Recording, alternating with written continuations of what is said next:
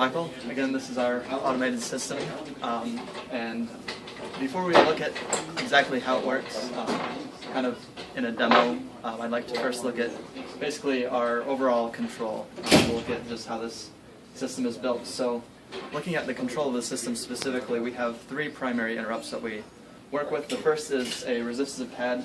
This is to be placed in the cradle, and this detects whether the child is in the cradle or outside. So this essentially activates the entire system.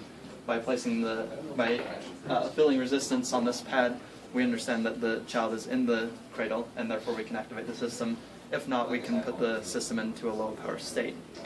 So, looking at this, we have an ADC configured for that, and Mark will actually go into how that particularly interrupts, but for the most part, the control of that is simply a global enable or disable the entire system. Our other two interrupts are timed interrupts. Our first one is for the microphone. The microphone detects noise around the system, which is intended to pick up the child's cry. And so when we hear crying, what we want to do is enable particular outputs, working with peripherals to pacify the child. So, looking at the microphone, we again use an ADC, but this timer interrupt runs at a particular frequency that we can understand exactly our sampling rate. So this in particular is working at a 12.5 kilohertz frequency. And so looking at that, we actually go into sampling this, and we actually filter because we would note particular spikes and we wanted to remove those. So we do a sophomore implementation of a filter in this, and so we remove those spikes. And ultimately what we want to do is calculate a power for this signal, and when we receive a particular power, we note a particular, essentially a spike that we can record as the child crying. And so we keep track of this over time, and if we hear enough crying over a certain time period, we then start enabling peripherals again, as Mark will discuss further.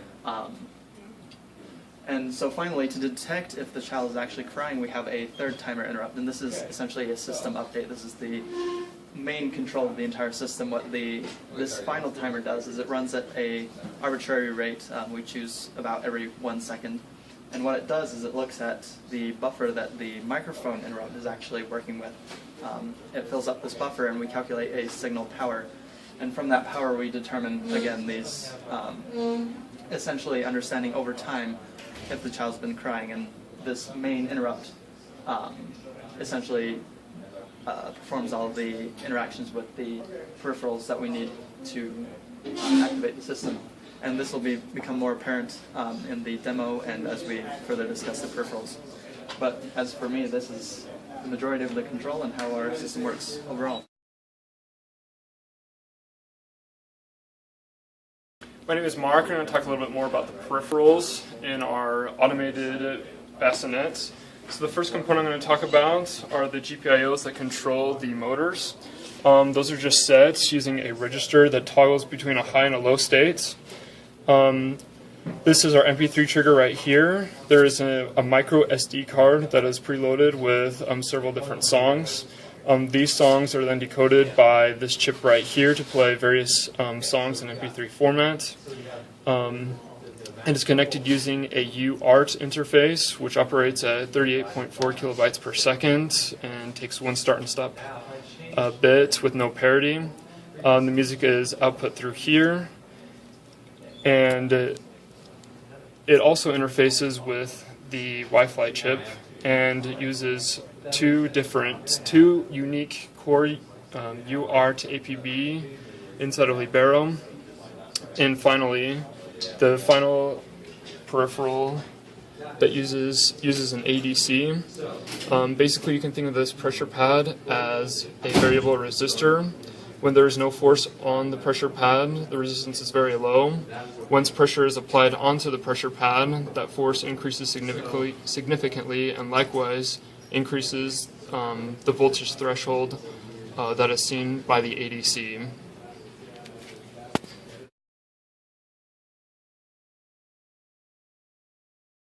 Right now we're going to talk about our breakout board that we built specifically for our cradle. And so we'll go ahead and zoom in on this. We essentially built it to attach to the Smart Fusion 1 development board. So as you can see, all these headers attached directly to the Smart Fusion. And then we have breakouts for each of our individual portions of the project. We'll have our microphone up here. We have our music board right here, which is broken out. You can see here our two chips from TI, which is the LD293. Those are both motor drivers capable of pushing of about 600 milliamps. So we have two separate motor drivers for our vibration and for our rocking action. We have a heat sink there for the heat. And then, as you can see, our Wi-Fi chip here, which we built into the board. And so this is our breakout board.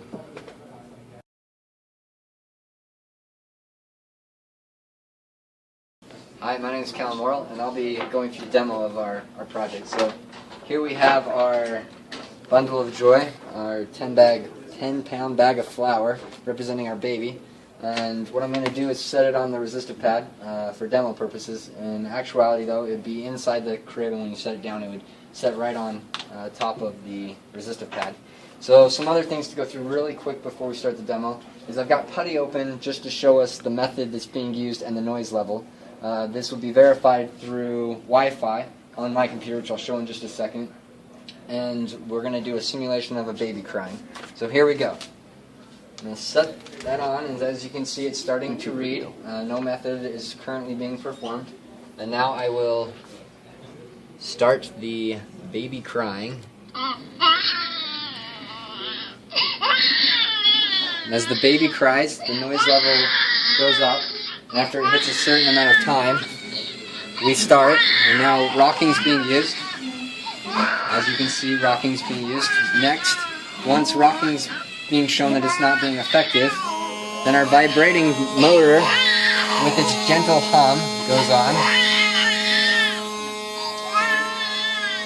And then last but not least, after that's not being effective, then the music starts. We just have a simple vibrating speaker being connected to it. And if you follow me over here, as you can see through Wi-Fi, I've been able to detect it says the baby's awake and the rocking is being used. Baby's awake and vibrations being used, then music, and then rocking again. Right now we have the time set a little low for the demo to show each method, but all of that can be adjusted so that it can go on for a longer amount of time. And that's the demo of our project.